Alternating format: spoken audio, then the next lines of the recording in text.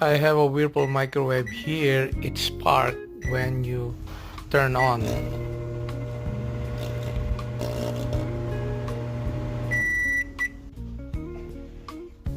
Because of the dust and oil buildup around the diode, it creates short circuit. So this is the tools that you need, just a brush and a drill.